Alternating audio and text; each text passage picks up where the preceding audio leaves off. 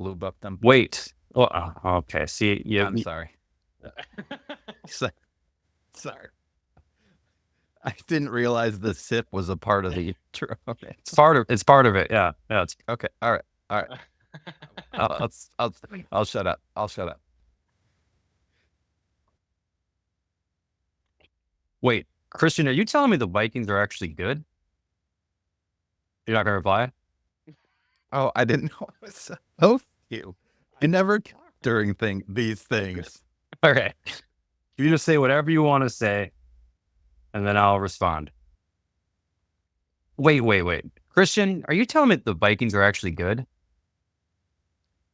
I guess so. I refuse to believe it.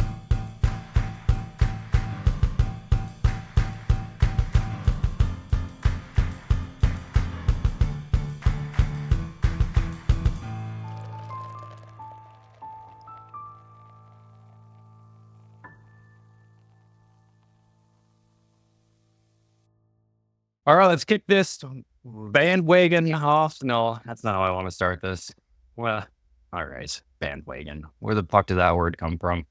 It came from all the new Vikings fans that are hopping on the bandwagon now that they're there's a ton of them. They're filling up our TikTok. Let's get this whole dog and pony show off the road. Is that a good way to start? Okay. All right, Joe. Come on now. Let's get into 2 days of having to think about what just happened on Sunday. A lot of time to recuperate, gather our thoughts. And I'll say this. I did not watch any other football on Sunday. Once that game ended, I checked out 100%. That's depressed, huh? I don't know if it was depressed. I just kind of gave up. I was so defeated. Packers lose to the Vikings 29-31, moved to 2-2 on the season. And I think what got me the most was that the Packers essentially lost that game 4 times. And let me explain, and then we'll hear a little bit about how your Sunday went. So it's one of the wildest games to recap. I'll try to go fast. Stay with me. So there's a missed interception opportunity on the very first drive. It just kind of felt like there's your bad omen for how this team's going to go out. Packers' first 4 possessions, 2 missed field goals, 2 interceptions. Vikings score 4 touchdowns on their first 5 possessions, and they go up 28-0 with 5 minutes, a little over 5 minutes to go in the second quarter. And that was the first time that I thought the game was over. Packers punt with 39 seconds left in the half. That muff punt happens. Apparently you can't take that into the end zone, so we get the ball on the 3-yard line. Matt LaFleur gets some crazy roughness, unsportsmanlike conduct that he gets thrown at him. So the Packers get backed up. Luckily, they're able to connect on that and get themselves a touchdown with 15 seconds left. And that was just a sliver of what happened in the first half. We moved to the second half. Vikings had 7 possessions and things finally started to turn around. Interception, punt, fumble, field goal, punt, down. So the defense finally came alive in the second half. Packers put together 2 touchdown drives, and they pull that game within 22-28. Love throws the 3rd interception on a prayer throw in the end zone, and that was with 6 minutes left in the game, and that was the second time that I thought that we lost that game. I just thought there was just not enough time. Another that was Love's 3rd interception of the game. I'm like, okay, this is not good. They hold the Vikings, though, off that interception to a punt. They get the ball back, and then Tucker Kraft fumbles the ball along the sideline with about 4 minutes and 27 seconds left to go. That was the 3rd time that I thought that we lost the game. We forced downs on the Vikings on the 4-yard line. And yes, I'm guessing if the score was a little bit different, maybe the Vikings kick a field goal. They go up where the Packers would have to score a touchdown, but they forced the downs. Packers marched the whole length of the field, scored a touchdown with 56 seconds left. We're only down by 3 points at this point. And then we have an onside kick by our punter. What? 2? 2 points. 2 points. Did I say 3? Yes, yeah. 2 points. Down by 2 points, and then we use our punter to do an onside kick. That fails, and that was the 4th and final time that I felt like we lost the game. And that one was I think going into the onside kick, I had kind of already, that's such a low percentage of getting a conversion on that, but nothing against Minnesota. Let me just hit that real quick. Because if you're a Vikings fan and watching this, here we go. The Packers fans are making their excuses. I'm not going to play the missed field goal excuse, although I would have loved to have made those 2 field goals. I'm not going to run the whole Jordan Love wasn't completely healthy and rusty and all this stuff. I'm not going to run that excuse. I'm not going to run the whole Alexander was out of the game, and that was the difference on that defense. At the end of the day, the Vikings are a great team. I'm not taking that away. But man, for as poor as that first half went, to kind of have a fighting chance, even with 10 minutes left in the game, 6 minutes left in the game, 4 minutes left in the game, and finally 56 seconds left in the game, I'm not at all concerned about the state of the Packers moving forward in the season. They dug themselves in a hole. They fought like hell to get out of it. But I'm not. I mean, I was quiet on Monday. My coworkers were like, "Oh, he's just depressed that the Packers lost." And you had brought it up. I didn't watch any other football on Sunday. I don't think I was depressed. I think I lost 4 times in one day, Christian. And I don't think I could take any more football for a while. And Monday was just the case of the Mondays. So what did you think of that game? What was your takeaways? It was a real roller coaster. That's a really good way to put it. And honestly, that first half, I mean, you and I were texting back and forth during that first half, and I don't know, I think you texted me something about like asked if I was even watching anymore or something like that, and I told you I'm currently folding laundry right now because I don't really need to pay attention to this game very much anymore. I mean, I still Yeah, had it on, I was still watching, but I wasn't like on the couch in it because it was awful. That first half was real bad. It was and then real bad is what you said. Real. That was too real. I did. It was real bad. And it was just frustrating. It was frustrating to see, you know, I was excited about Jordan Love coming back, but then right from the get-go, you could tell that he was not healthy. He wasn't moving as quickly as he normally does. He wasn't stepping into his throws. Even the broadcasters that were commenting on the game were pointing out how his throws were all dive bombing because he wasn't transferring his weight to that front foot because he wasn't comfortable with it yet. And so there were a lot of missed throws. Some of them turned into those interceptions. So that was frustrating to see him. We're excited that he's back, and he just was not playing well, was not healthy. It was obvious. And some of his decision making was very poor. Like he had 3 interceptions, right? 3 interceptions. Correct. Yep. I would say at the very least 2 of the 3 were all on him. They were just poor decisions. Yeah. Yep. So especially that last interception, they've got some momentum. They're finally coming back, and that play, I just did not understand it. He was getting blitzed. There was a guy coming at him unblocked. He was going to either take a sack or something bad was going to happen. But to just wing it up there I mean, Wicks didn't even know it was coming. It wasn't really in a spot where nobody else could get it. It was a poor decision.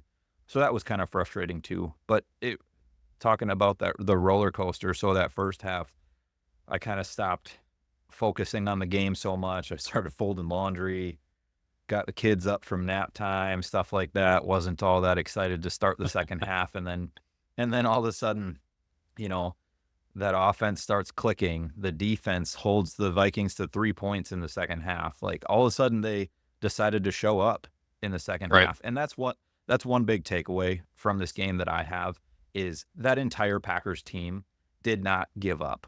They were down 28-0. They easily could have just at that point just thrown in the towel, said, you know, this is a loss. Let's regroup next week. But they didn't.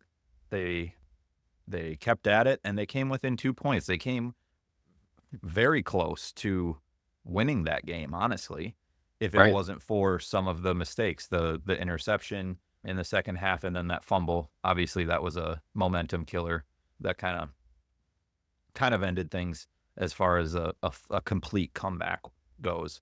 So yeah, it was a very up and down game.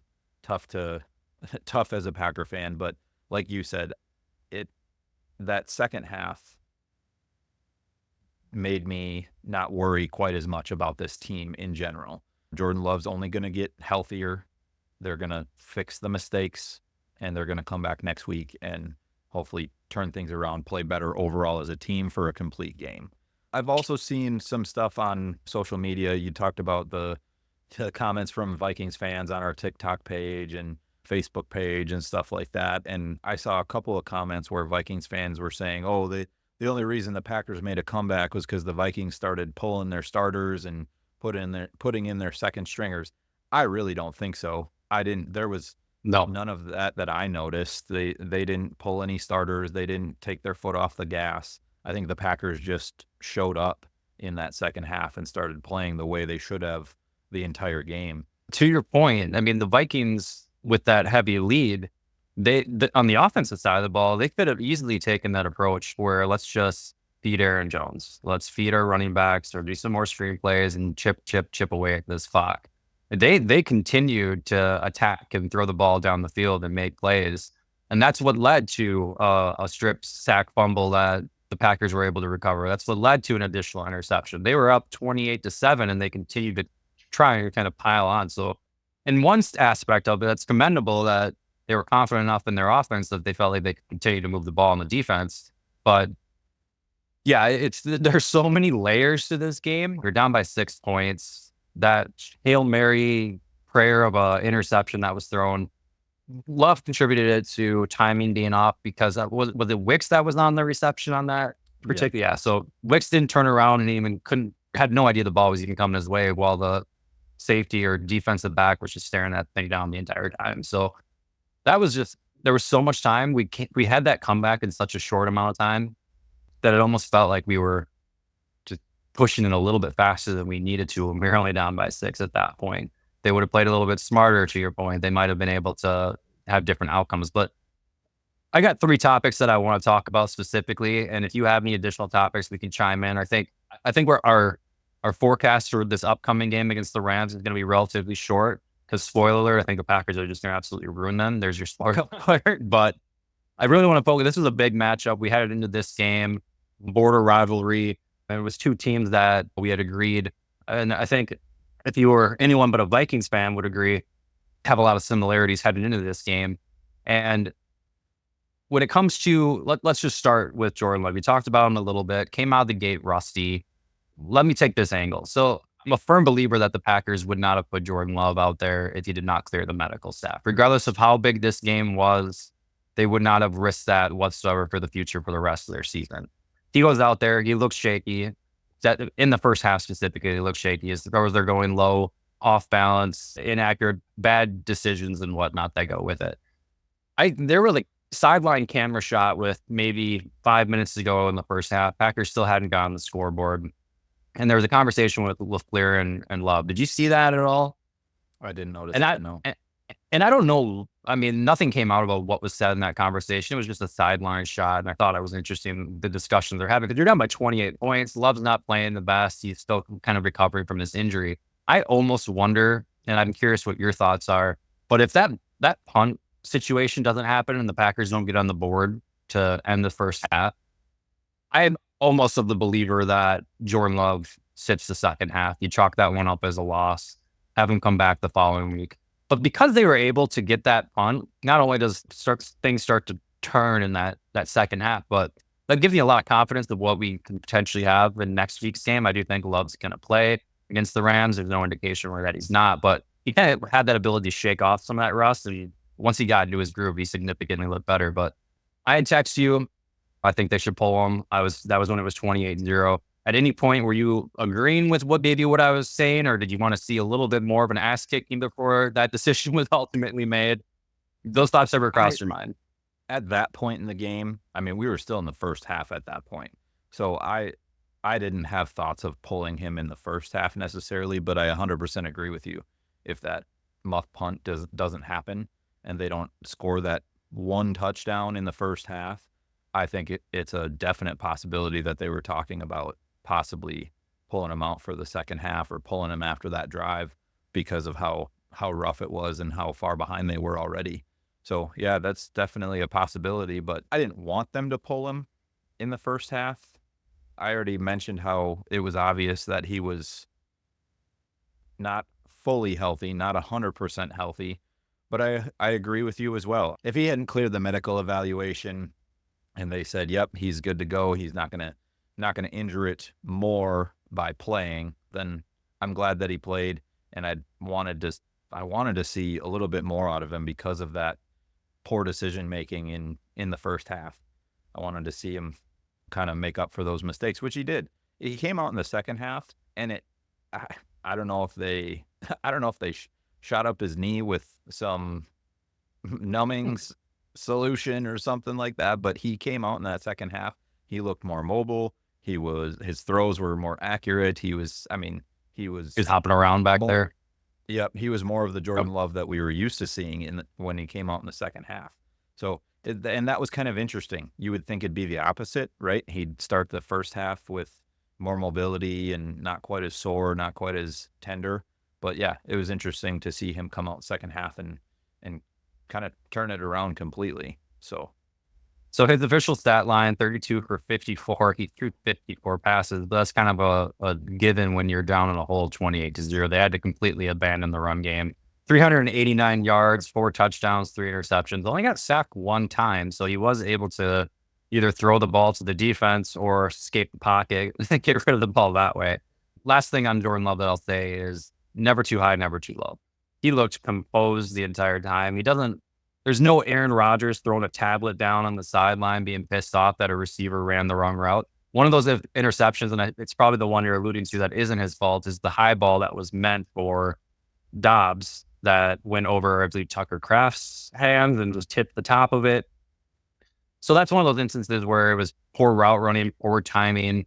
But again, we never saw Jordan Love at all get super pissed off or super excited at all throughout that entire thing. And he seems like he's just so calm, cool, and collected. I digress. Outside of the quarterback, I do want to we have to talk about kicking. So there's a lot that goes into this. Yes, at one point we're down by 6 points. Yes, we lost the game by 2 points. I don't know. You make both of those field goals. Vikings, they do all sorts of different things throughout the rest of the game. They kick a field goal late in the end of the fourth quarter rather than going for it, right? So it becomes a larger margin than just 2 points that the Packers lost by. There's a lot of things that go into this, but do we have ourselves a kicking problem? Are you hitting the panic alarm? I know Matt LaFleur is not hitting the panic alarm, but should we be concerned? Have we seen anything that says otherwise? I mean, I'm concerned with how poorly that first half went. 2 field goals isn't going to completely bring you back from how far down the Packers were, but they're a momentum swing. At least getting some points on the board, getting some confidence in the offense, and for one of them to bounce off of the upright and the other one completely missed. It's a momentum killer. We can talk about how poor the Packers have been in the red zone. I think I was just looking at it. They're under 50% as far as scoring touchdowns in the red zone so far this year. So that in itself is a disappointment for the offense. But you get to that range where you should at least get 3 points, and then it's a miss. That's a huge momentum killer. So then the offense comes back out, down on themselves, down on the game. So that's a big deal, even though it's not a huge amount of points. So he missed both of his field goal attempts this week. He missed one last week, correct? Yeah, but it Last was week. there was a penalty, so technically he didn't Oh, miss that's right. last week. Right. Then yes, he did miss one against the Colts, But yeah, it's and he missed one against the Eagles. He's missed at least one in every game. right. And those add up. Those are going to continue to add up if he's missing at least one every game. So I wouldn't be surprised if the Packers start shopping around. I did see some news come out that former Jags kicker Mm-hmm. Brian McManus, I think His name is Brandon McManus. Brandon McManus. So I have no idea what he was in trouble for, but the league determined that they're not going to suspend him anymore, or they're not going to administer any more discipline for whatever he had going on. But now he's a free agent. He's available, and he's a solid kicker. He's a veteran kicker in the league. So I wouldn't be surprised if the Packers are one of the teams that are at least talking to him about coming in to have a workout or something like that. But the Packers organization, the coaching staff they like to stick with their guys. So they may give Narvis in a couple more weeks before they start doing that type of stuff. Well, almost everyone in the organization wants to stick with their guy, except for the one that actually can decide and make the moves. And Gutekunst has gone on record a couple weeks ago of saying, maybe I've given up on our team's players a little bit too early in the past. To that point, the Packers did bring in 2 kickers on Tuesday to see what they're all about. And I do have notes on Brandon McManus as well. So insight on that was he spent 9 seasons with the Denver Broncos. And then in 2023, he was a member of the Jacksonville Jaguars. Got into, I guess, allegations, if you will, of what do they say, personal conduct policy on the flight back from London on one of those Jaguar London trips that happen every single year, it seems like. Something involving perhaps sexual harassment of some sort, but the league determined that there wasn't enough substantial evidence or no evidence to substantiate any of that. So there's a little bit of a cloud that still, I think, would follow McManus if we brought him to the Packers. I'm not necessarily sure the organization doesn't usually mess with that too much. They're a pretty awesome organization in that fact. So I'm not sure if they go that route or not. He's got one hell of a resume. He's 81.4% at field goals in his career, making 253 out of 311. So the guy can kick. He's experienced. He's a veteran. I think he's only like 32 years old, so he's relatively young. Maybe they entertain that. Maybe they dip their toe in their sand. But yeah, the head coach, Matt LaFleur, all the confidence. They're not sounding any alarms. But behind the scenes, we're seeing kickers getting some opportunities to come into Green Bay and try out. And then the rumor mill's swirling. I'm about one more missed field goal away from cutting it completely. And I don't think we're going to have to worry about it the next couple of weeks. I think our schedule is going to be a little bit more manageable where we'll be in big enough leads where it won't matter. But we saw it against the Eagles on a missed field goal opportunity. That changes that whole dichotomy of that game. We saw it last week where with 10 minutes to go in the game, it could have been tied 28-28. And now we're back to just a good old fashioned brawl with 10 minutes to go where the next team to score potentially wins that. And the Packers had all the momentum. They wouldn't be forcing throws or whatever the case may be. So not making excuses, but I'm about had it with, I'm really close. I want Narvis to succeed, but you got to make some goddamn field goals. My third topic is just missed opportunities in general that came away from it. So again, I brought up the dropped interception right away on that first drive. That would have been a huge momentum swing, would have kept the Vikings out of the end zone. Packers essentially get first possession of the game and to start the second half. Speaking of which, we missed the opportunity to come out of the second half and score a touchdown that first drive. We got that late minute touchdown to end the first half. You could really swing at 14-28 real quick with back-to-back touchdowns like that, but that didn't materialize. We talked about the field goals. We talked about the tip high ball interception. So just across the board, I think we covered a lot of it, but there just seemed to be, penalties on top of it. The whole first half was littered with penalties. You had challenge plays that didn't go our way. Like nothing went right. There were multiple things like if the Vikings had 3 challenges all successful throughout that game. It was just like we couldn't catch a break. And when we thought we did, and that punt was fumbled, and went into the end zone, they were like, no, you can't advance the ball. It was just like nothing was going right so many times in that game. Do you have any thoughts on either missed opportunities or do you have anything else that stood out from you or a topic that you'd like to cover from that Vikings game? No, we kind of hit it all. I don't think I have anything else noted. I mean, we could talk a little bit about what was good, right? I mean, Dontavian Wicks kind of really blew up. Wicks had, 13 targets, which is a big deal. I mean, he came in starting the season looking like number 3 receiver, maybe even number 4 receiver, and to have 13 targets, 78 yards, 2 touchdowns, that's a big game for Wicks. And then Jaden Reed. Jaden Reed is him. The real deal. Yep. He had, his line was 8-7 for 139. So 8 targets, 7 receptions, 139 yards, and a touchdown. I mean, he's putting up numbers like this every week. And we talked about it, maybe not last week, maybe a couple weeks ago, but we didn't talk about him a whole lot. We were talking about the other guys. We were talking about Dobbs. We were talking about Christian Watson. We even talked about Wicks more than we did Jaden Reed. So great to see him continue his streak. So yeah, there were some good things that came out of this game. The emergence of Wicks with Watson's injury and Reed continuing his stats. and then just the team continuing to coming play. together. Yeah. It's a big. It said a lot to me. It was that second half. I stopped folding laundry and I went and sat back on the couch and was actually excited to watch the game again because they finally showed up and started looking like the Packers that I knew they could be all season. Right. That's the main reason why I'm not concerned, like, moving Yeah. forward. Like, it sucks to lose. It sucks to lose to the Vikings. Luckily, I don't work directly with any Vikings fans, if you will. But I still think we have a really good team. I'm not going to say I still think we should have won that game or we should have beat the Vikings, but I still think we have a really good team. On the Okay. defensive side, you brought up the receivers. You have Jaden Reed, a stud. He's that playmaker, flashy. Get him the ball, and things are going to happen. And that's not to discredit Dobbs. I really think that Dobbs is that guy where if you need a completion and you throw it his way, he's going to come down and make that pass. So he reminds me of Devontae in that aspect, where he's the guy throwing him his direction on a 3rd and 4, and he'll make sure that he secures that ball and comes down with it. Reed is that guy where if it's 2nd and 18, you can do a little screen pass or an end around, and he'll pick up 16 yards, or he'll pick up more. Anything can happen when you get the ball in his hands. On the defensive side, you have to bring up McKinney. Let's just talk about McKinney. 4 interceptions in 4 games. He was able.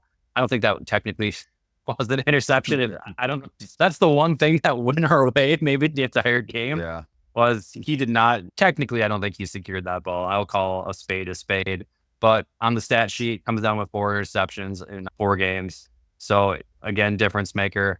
Let's head over to the Rams. So as far as the Rams are concerned, they're heading into this week being 1-3 to start the season. Their only win came in some late game heroics against the San Francisco 49ers in week 3, where they won that game 27-24. I did pick them to win, but I also picked them to beat the Bears. And they lost to the Bears last week. They lost to the Cardinals in week 2, and they lost to the Lions in week 1. So a 1-3 team. I want to start with the defensive side of the ball. So it's definitely a struggling defense that's missing Aaron Donald and Jalen Ramsey. It's a first-year defensive coordinator with Chris Shula. He's been with the Rams for 8 years. He did a little bit of the linebacking coaching of it. And their previous Rams defensive coordinator, Raheem Morris, who kind of made that defensive powerhouse along with I think that star power that they had, went off to coach the Atlanta Falcons. So he's the new head coach over there. They've given up the 2nd most total yards in the league. So this defense is not doing very good on that front at a little over 1,500 total yards. And they've given up the 2nd most points through the league in the first 4 weeks. Most rushing yards given up in general. They can't really stop the rushing game at 662, giving up an average of 165 yards a game. And that's just behind the Colts, which, if you'll remember, we ran all over them dirty bastards just a couple weeks ago. So they're not forcing turnovers, only 3 takeaways, only 1 interception, and that came in week 1 against Detroit. So on the defensive side, I think until I dove into this, and again, I didn't watch any football the rest of the day Sunday, so I had to kind of go back and watch the 13-minute highlight reel on YouTube and kind of see what this game was about. But the defense is not that scary Rams defense that we saw even as recent as last year, but for sure when they were competing for Super Bowls in the NFC West. Thoughts on the defense, or should I head over to the offense quick and we'll kind of dive into the rest of it? You hit every single note that I took about the defense. So we can. Well, what do you want to the offense? Why don't you talk about the offense then? I won't steal your thunder. Do you have anything on the offense? Yeah. So the offense, they are injured. That's a good word to use for the Rams offense. Puka Nacua and Cooper Kupp, their 2 top wide receivers, went out in the first couple of weeks. Neither of them have come back and aren't going to be coming back for this week. So they got a lot of backup wide receivers that are filling in. They got Matt Stafford, who can make do with the receivers that he has, but Matt Stafford's also getting older. He's averaging 3 sacks a game. I don't remember what week it was, but there were 5 sacks in one of the games so far this year. So protecting Stafford has been an issue as well. So the offense, as far as the passing game, struggles a little bit. Their running back, Kyron Williams, he's a true workhorse. He's kind of what runs that offense right now. So that's something that the Packers have to pay attention to is Kyron Williams, their starting running back.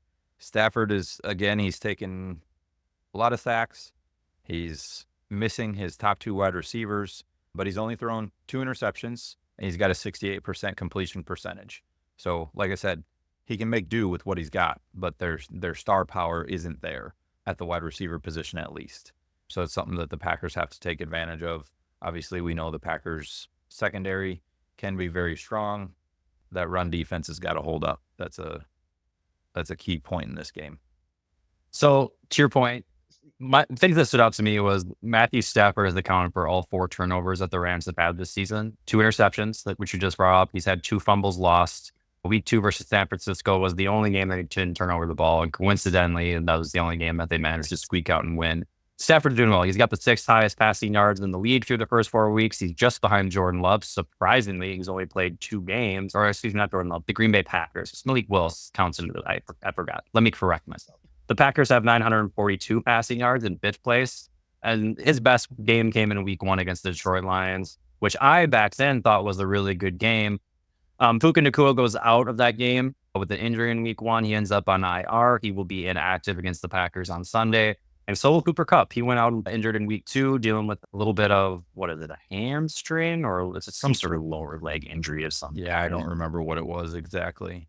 But he's been out the last couple of weeks as well, and they've been struggling. That offense is not clicking with 2 of its best wide receivers. Matthew Stafford kind of looks a little bit lost and frustrated in the backfield. And when you're a little bit unsure of what your receivers are doing, it's allowed a lot of opportunities for the defenses to get in there and kind of wreak havoc in that backfield as well. On the rushing side, I'm not discrediting anything from Kyren Williams. He's averaging 64.5 yards per game, but they do have the 8th worst rushing yards. And some of this might have to be with being down in a hole and trying to pass out of a deficit more times than not. His best performance, though, regarding Kyren Williams came in week 2, again against the San Francisco Niners, where they won. He had 116 total yards and 3 total touchdowns, 2 rushing and 1 receiving, I believe. So he's got he's 5 kind of touchdowns on the year. Yeah, he's kind of the only guy that they have. I can't really think of anyone else that they got receivers, but anyone that's really a threat like the 2 that are currently sidelined right now. When you lose your 1 and 2 wide receiver, it's kind of a bad recipe for finding any success on offense. Yeah, I think if Nacua and Kupp were healthy and playing, I think this is a different Rams team. I don't think that they're 1 and 3 for sure. The other guys that they have, they've got a veteran in Robinson at wide receiver. They got some younger guys. They have a rookie that's kind of showing some flashes, some second-year guys that are showing some flashes, but really no one that's stepping up to the level of what Nacua and Kupp are capable of. So right. It's been struggles for sure. They got a hell of a coach in Sean McVay. Obviously, he knows what he's doing. He's going to maximize the talent that he has on that football team to go out there and give a good performance or a great performance or as good of a performance as they can possibly put out on the field. But they got their ass handed to them to the Cardinals, who isn't looking like that dominant Cardinals team that I thought. They got beat 41-10 in week 2. And then just this last week, they dropped again to the Bears. And did you catch any of that game in the highlight? It was sloppy at best on both sides of the football. Yeah. No, I didn't see any of the Bears game. I know that it was, oh man, I just was seeing notifications pop up, and I was seeing there was memes out there and stuff like that after the Rams ended up losing. But from what I understand, the Rams were leading most of the game, and then the Bears came back towards the end and finished it off. So it was, gosh, what was the meme? It was something about veteran quarterbacks getting beat out at the end of the game by rookie quarterbacks or younger quarterbacks, something like that. But sounds like it was kind of a disappointing one for the Rams. It was kind of just a disappointing game for both of them. But both Bears victories this season have come off of just garbage games in general that they've managed to be a little less garbagey than the other team. Let's touch on injury report real quick, and then we'll get to X factors and score predictions, and we'll kind of meld those two together, I think, in this episode. Obviously, we discussed Jordan Love should be healthy. Jair Alexander, we got reports on Thursday last week that he was dealing with a hamstring. It wasn't until late Saturday night that they moved 2 cornerbacks up from the practice squad that I was like, okay, he's probably not going to play. Christian Watson goes out of the game with a I don't do leg injuries, so I didn't watch it, but I understand it wasn't the best looking tackle or best looking hit. I believe it's an ankle, is what they're saying. High High ankle ankle sprain, sprain. yeah. Devontae Wyatt on the defensive line left the game on Sunday against the Vikings and is dealing with an injury. And then we also have Carrington Valentine, and I'll bring up Jordan Morgan, who has been on the injury report and inactive pretty much every week outside of that Brazil game, and they're not moving him to IR. So that's a real interesting one. I guess out of this list of Packers players, is there one that you'd like to have back more than the others when it comes to getting healthy right away? The obvious answer is Jair. We wanna have him back. But Wyatt, last week, we were talking about how successful he's been. He had 3 sacks between the week 2 game and the week 3 game. So, he's one that I definitely would want back, maybe even more than Alexander. I don't disagree. And Wyatt had a good start to the game before he went out, to a point where I was leaning over to my dad, who was watching the game with him. Like, that guy has really stepped up. He's come into his own as an additional force on that defensive line, because the Vikings were doing everything to double up on Kenny Clark. They essentially shut down Rashawn Gary. That they were getting very good with stopping that rush. And granted, the Packers didn't get fancy with their rush attempts until the second half, where they were showing some different coverages and whether they're blitzing and dropping back. But I want to look up here real quick. Wyatt finished with 3 total tackles, 2 solo tackles, and a sack. So he did have a sack before he left that game. I wouldn't disagree with you. I think if we can get one of those cornerbacks back, either Valentine or Jair, I'd feel a heck of a lot better. But considering that, I think the Rams are really going to lean heavy on the run game, at least until the Packers run away with the next game. Again, spoiler alert, I'm all for the Packers in this next game. It'd be nice to have Devontae Wyatt back. Let's get to X factors and score predictions. Like, as I promised, I'm going to loop these two together, because I almost feel like we gain momentum and then we just repeat ourselves when we talk about score predictions. What do you have for your X factor, key to victory, if you will, and a ultimate score prediction on Sunday against the Los Angeles Rams? Mind you, the Packers finally, I will say this, they open as 3.5-point favorites against the LA Rams. They do. That's all I got. As 3.5 favorites. I got a couple of different X factors. I'll stick to one just so I don't possibly take yours away. Sure. I'm gonna go with Jordan Love, specifically his decision making. We went through my issues with what happened in that Vikings game, and the decision making was a big deal for me. The interceptions that were thrown, if those decisions aren't made, it may have been a different game. Those are momentum shifts. They kill a drive. They kill an offense's confidence. He's got to make some better decisions. And I don't know if it was the rust, jitters coming back, or if it was he wasn't 100% comfortable yet, so he made some bad decisions in his lack of comfort with the injury. But he's got to make better decisions going forward. And as far as score prediction goes, I have Packers winning this one. We talked about the Rams' issues. We talked about our confidence in the Packers after that second half of the Vikings game. So I have Packers winning 24-17.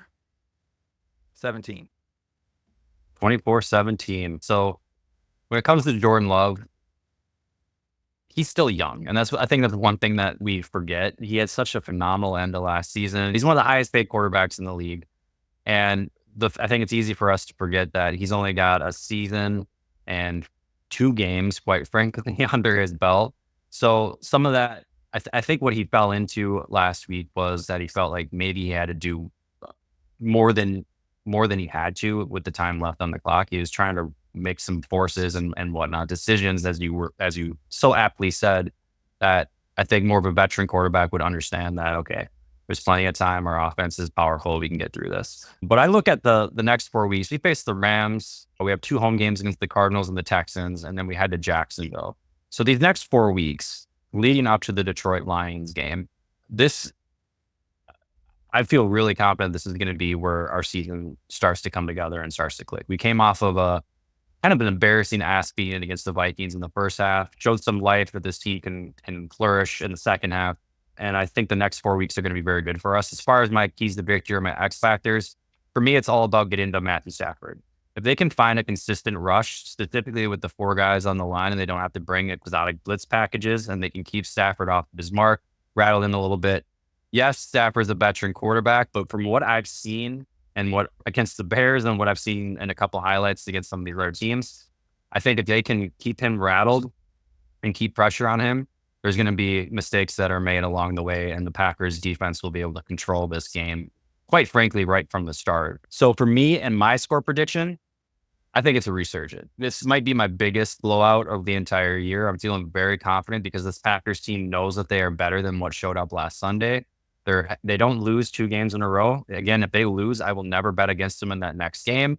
I think they head down to Los Angeles. I think they get out in front early, and I think that they win 38-10 is what my final score prediction is. I do see this as an absolute full display force from the Green Bay Packers. Not only just Jordan Love looking better in the second half, but I think this defense is just going to cause all sorts of problems for this Rams offense. And that's not typically the case. We haven't seen blowouts with the Rams, but they're struggling without their star receivers, and I think mistakes will happen. And there might even be a scoop and score, Christian. There might even be a scoop and score. Scoop and score.